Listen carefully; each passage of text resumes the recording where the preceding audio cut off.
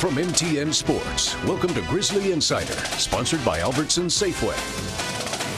Hello, everyone, and welcome to this week's edition of the Grizzly Insider here on the Montana Television Network. Alongside the voice of the Grizz, Riley Corcoran, I'm Kyle Hansen. The Montana Grizzlies is coming off of their Big Sky Conference opener in a wild one, 52-49. And Riley, we're here to dissect it. What can you say about it? Well, how long's the show? Do we have a couple hours? Yeah, because right. There were so many plays, Kyle, and it goes to show you, it's a cliche, right? But you can throw the records out the window. Eastern Washington had been waiting for the Grizz for 3 years. They brought their best, that Inferno. Weird things happen on it, but the Grizz finally conquered it and get the win. I couldn't even imagine what that intensity and everything else was like on the sideline. It was unbelievable from both sides, right? Because after a while, it's just blow for blow, punch for punch, like a great boxing match, MMA fight, as we talk about.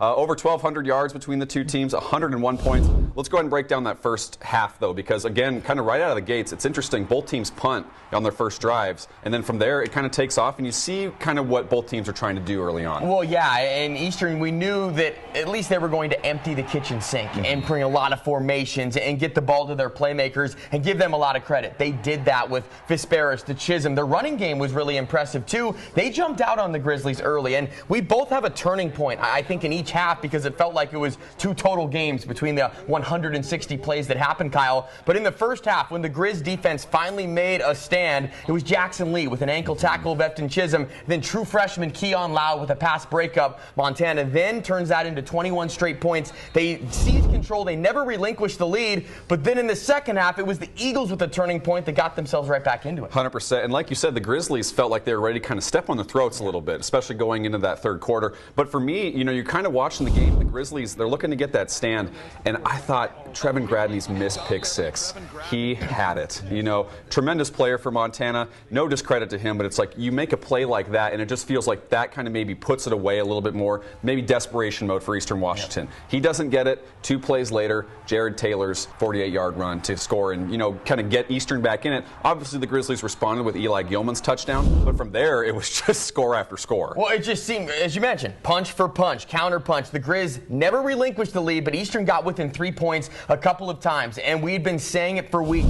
When is the offense going to have explosive plays? Well, they finally did. Not only in the rushing game, but Nick Osmo, Eli Gilman, they have a different speed. We need to get a mile-per-hour counter on those guys of how fast they can get up the sideline. But not only that, but then in the passing game, Logan Fife coming in at quarterback, making his first career start. The passing game opened up. Big-time calls by Brent Pease. 4th and 2 to go play action, go deep to Junior Bergen. There were so many individual plays in that game. It was great to see the wide receiving core, not only Junior Bergen, that had a massive game. I think Keelan White, huge, right? You look at, he kind of finally had that game to kind of get him back on track a little bit, right? He was the leading receiver from a year ago. Now he's back in, I believe it was 7 catches, 75 yards. Junior Bergen, career high 150 yards. And then, another key stat was the 4th downs, right, throughout the game. 3 for 3 on 4th downs. You have the touchdown to Junior Bergen. You have the Xavier Harris first down that gets him ready. And then you have, of course, Jake Olson's 2nd career catch. I don't think he could have a bigger one, right? No, absolutely not. And to that point, the tight ends in general. How about all of them? All of them having a catch. Eric Barker with touchdowns number 2 and 3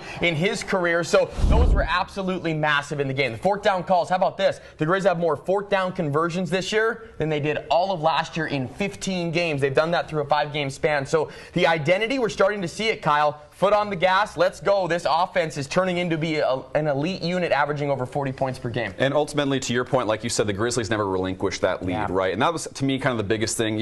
Obviously, blow for blow, maybe people want to see a little bit more from the defense, but you have to give them credit for at least holding on and, buckling down because Eastern threw everything they had at them. They did, and being able to adjust, win every style of game. Montana, we've talked about this too, being battle-tested in the non-conference set them up for that game because Eastern threw everything at them. Montana was able to answer the test. 100%. We've got a great show to break it all down coming up. Logan Fife will join us later in the show, but coming up, Riley catches up with Coach Hauck to break down the game against Eastern Washington.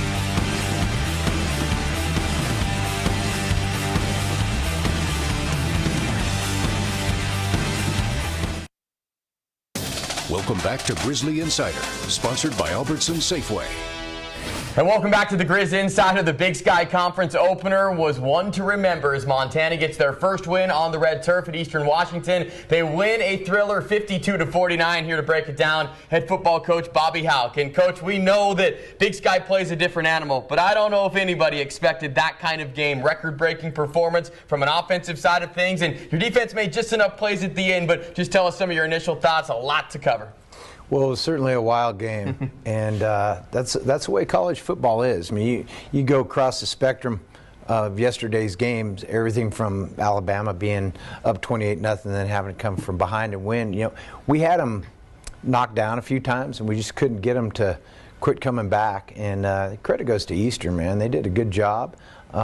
They worked hard at trying to stay in that game, and they did. And went down to the very end, and obviously the right team won. Yeah, no question about that, Coach. So it was back and forth really in the first half. You guys make a stop there with Jackson Lee, a big tackle, Keon Lauda, a pass breakup, and then after you get Eastern to punt, it's 3 straight touchdowns. That's when you guys established the lead that you never gave back. What'd you think of the first half as your offense did settle in, started exploding from there, and kind of that mini turning point early in the second quarter?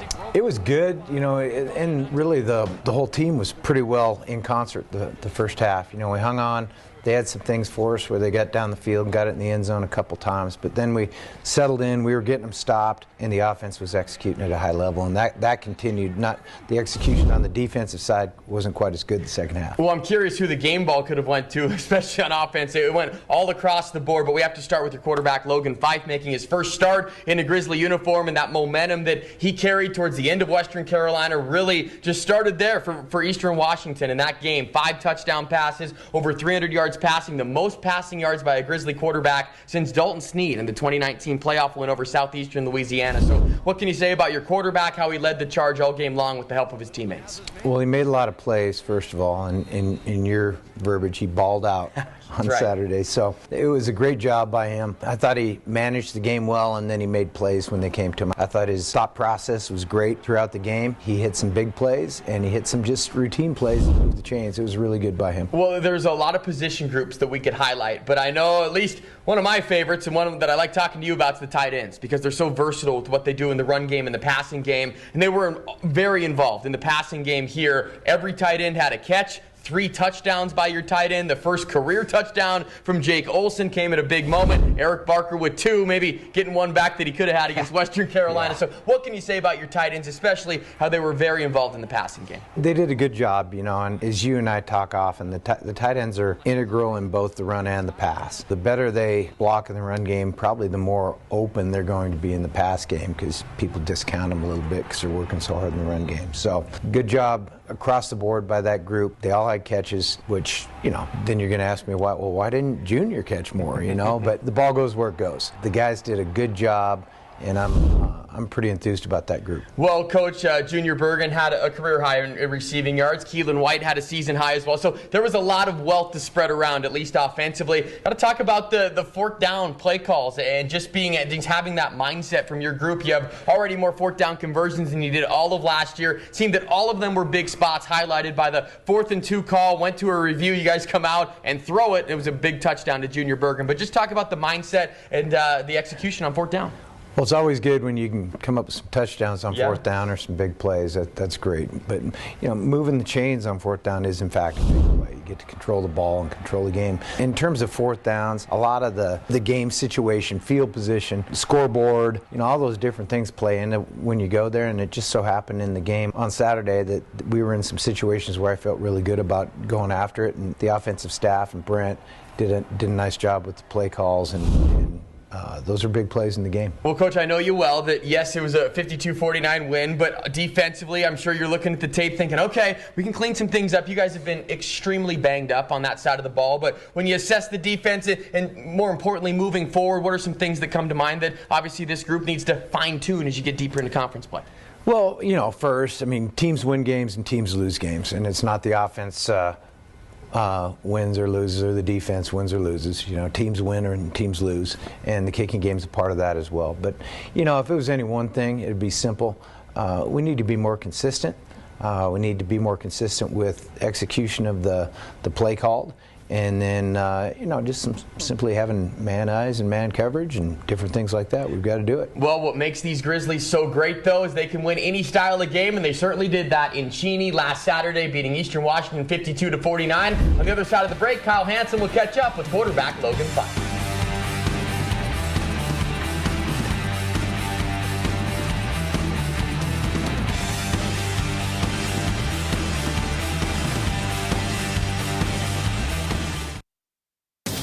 Welcome back to Grizzly Insider, sponsored by Albertsons Safeway. Welcome back into the Grizzly Insider. Very excited to be joined by quarterback Logan Fife, who made his first start against Eastern Washington this past week. Logan, walk us through the game that you've had a little time to dissect it, right? I mean, What a performance for you, 5 touchdowns, and you guys get that wild 52-49 victory. Right. We didn't start how we wanted. Going 3-and-out is not how we described starting a game. But after that, we kind of got the wheels turning and executing on offense. And after that second drive, scoring, we had a big play with Junior right out the gate of the second drive. I think we started with a field goal. We knew we had to keep scoring touchdowns. They were scoring early, and everyone was kind of clicking on both sides offensively. So we knew we had to keep scoring. That was kind of the tale of the whole game. We talked to the O-line that the game is on them, running the ball, giving me time to throw. Those guys put it on their back. They took it head on, and they had a great game. So without the O-line, I think we don't have that game, and we just knew we had to keep going out there and executing and scoring, and we knew it was kind of going to be one of those shootout type of games. 701 yards of total offense for the Grizzlies, and then, when you look at that first half, as you guys were kind of getting into a flow, because the early part of the first half, it's kind of blow for blow with you guys in Eastern, and then the defense kind of gets some stops, and you guys are able to separate a little bit. So when you look at the offensive side of things, where you're finding Eric Barker, Junior Bergen, Keelan White, what was working? How were you able to kind of find those guys, and what rhythm were you seeing from the quarterback position? Yeah, that just goes into the preparation of practice. We distribute the ball to everybody. We know we can run the ball well. We got 2-3 really good running backs that can run the ball behind a really good O-line.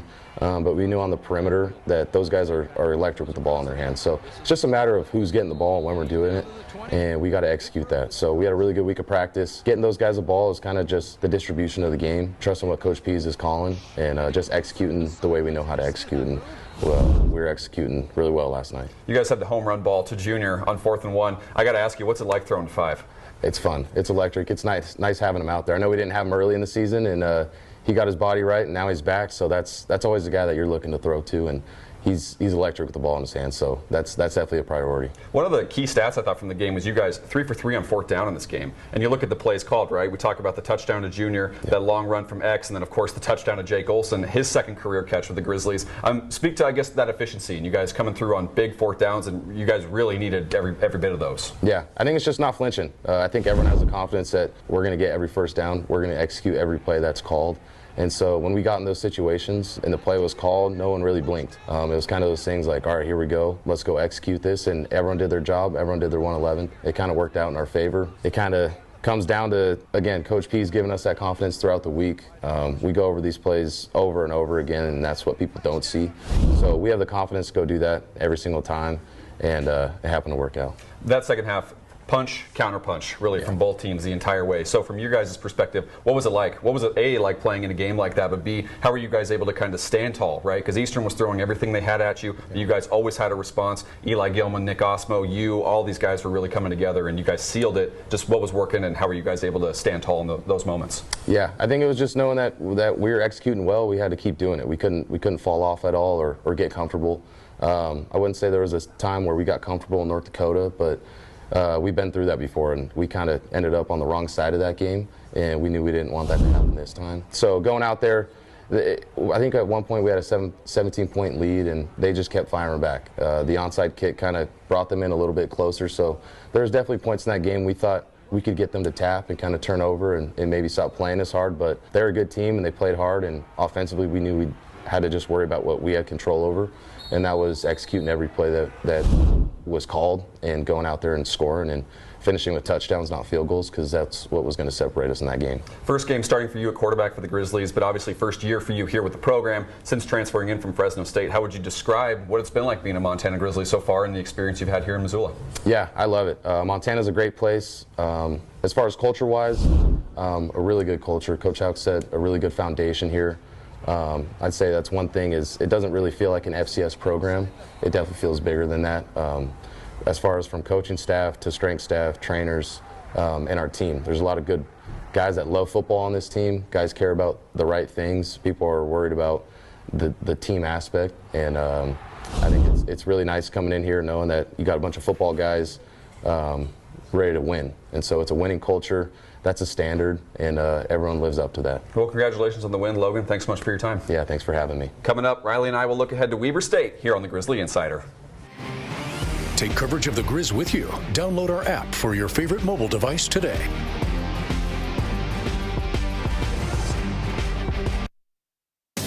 Welcome back to Grizzly Insider, sponsored by Albertsons Safeway. And welcome back to the Grizz Insider. Montana looking for conference win number 2. And Kyle, it comes against an opponent that they've had a lot of history with over the last decade in the Weber State Wildcats. Similar to Eastern Washington, right? Some fans view this in a certain light as a rivalry game because original member of the Big Sky Conference, a lot of tremendous games over the years between Montana and Weber State. Grizzlies haven't seen them since 2022 when they lost a heartbreaker down in Ogden. Saw them twice in 2019, which was the last time they were here in Missoula. Grizzlies got them that time, but lost in the playoffs later. So you just never know what you're going to get with Weber State. A lot of epic battles between these two. Before Kyle and I break it down, let's see what Coach Hauck had to say. Yeah, they're 3 points away from having 4 wins. Yep. So they've had an interesting season. I think they're a really good football team. I always enjoy, maybe more than some of the others, the games against the original Big Sky Conference members. So Weber's coming to town. The last decade, it's been a pretty tooth and nail battle between us and them, and this weekend should be no different. So we're gonna have a good week of prep and get ready to go for Saturday. And when taking a look at the Wildcats so far, a couple of near misses against Lamar. And then, of course, last week as well, Kyle. But they've had a pretty daunting schedule in their first month of the season. Very familiar face in the game last week. Yeah. Clifton McDowell. How about the game he had for McNeese State as they beat Weber State 28-26, and really a big win for McNeese State because they're off and rolling. Huge game for McDowell, the former Grizzly quarterback, of course. And like you mentioned, some near misses for Weber State, right? Because you look at kind of what Coach Hauck said, 3 points away from being 4-1, altered your schedule a little bit, but they are 1-0 in conference because they had the weird Portland State game in week 2, in which case they blew past the Vikings. So this Weber State team, very balanced team, and you look at some of the stats from past games, you just never know what you're going to get. You never know what you're going to get. For the Wildcats, a team that when Montana goes back through their record books, they had 701 yards against Eastern Washington a week ago. The only game they had more was against the Wildcats in 1999 when they had 717 yards. But the last 2 battles, yards have been hard to come by and points. Montana's been on the short end of the stick. But when we try to identify maybe a strength, Kyle, of this Wildcat team, it's hard to because they're so balanced. 100%. You look at kind of total offense, total defense, and then scoring on both sides. They're top 50 in the FCS in all of those categories. And you look at, especially total offense, they have Mickey Mental, their head coach, was the offensive coordinator under longtime head coach Jay Hill. Mickey Mental's still the offensive coordinator, though, so he's still kind of owning both roles. Second year as a head coach at the Division I level and kind of working with Weber State. So very balanced, as you mentioned. And Weber State's always been known for defense, especially under Jay Hill. And that's kind of their best scoring categories. Their scoring defense. That's kind of where they thrive a little bit. We've seen some of these bend, don't break teams that the Grizz have played the last couple of weeks. But now you look at Weber State, very balanced, and they could come in here kind of looking to get back on track, and especially 1-0. You just never know. Well, and we'll see, too, because the Grizz, we talked about it earlier with Coach Hauck, trying to win any style of game. I can't imagine this one will be a shootout this weekend, but hey, we'll see. Maybe more of that defensive slugfest when we take a look around the rest of the Big Sky Conference, Kyle. We touched on it last week on this show. The top 4 teams in the league go on the road to begin. How many of them can survive? And only 2 of them survived a couple of top 10 upsets. How about that? Idaho, they were rolling going into the season. A little bit dinged up now again, but they lose at Davis, and then, of course, Sacramento State going to NAU. Northern Arizona loves these conference openers. I mean, unbelievable. But it just shows the depth of this league, but then also you're kind of starting to see some of these teams who, we talked about this last week, some of these teams that were at the bottom of the standings because of this non-conference will jump up and bite you and be game. When you look at some of these guys. So a 2-3 Weber State coming in here, you cannot take lightly. Well, and the Grizz, they know this by now. They're getting everyone's best shot. We'll wrap up the show on the other side of the break. There's more coverage of the Grizzlies online anytime at montanasports.com.